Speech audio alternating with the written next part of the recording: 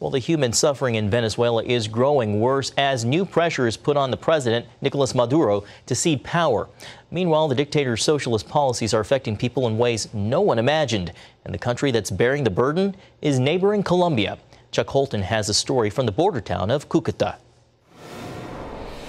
When Carelis Herrera found out she was pregnant, she thought her life was over. Village life here makes it hard enough to provide for herself with the constant shortages, much less a baby. To make matters worse, she was only 14. When I found out that I was pregnant, I wanted to kill myself. I said I was too young to have a baby and I couldn't do it. Many of Carelis' friends face the same plight, and with no health care options here, they've crossed the border to have their babies in Colombia. So I'm in the public hospital in Cúcuta, and this place is very busy because since there are no hospitals that have any way to care for people in Venezuela, the hospitals here are just overwhelmed with people coming in with everything from pregnancy to terrible gunshot wounds and all sorts of things. And the hospital here has spent millions of dollars caring for these people. We're going to go meet some of the mothers that are having their babies here.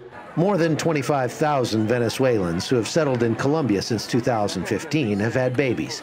This presented a problem as those children were essentially stateless persons.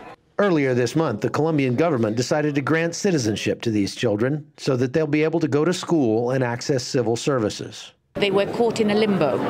And with this measure, the government of Colombia is saying that children's rights are above other interests, and that children will be afforded citizenship rights, a right to education, to health care, and the protection that the state can give them. So I am here at the public hospital in Cúcuta. All of the women that are waiting here, and they're all very close to delivering their babies. So this is Alexandra. She's telling me she's 29 years old. She's not pregnant. She's here because her daughter is pregnant, and her daughter is only 13 years old.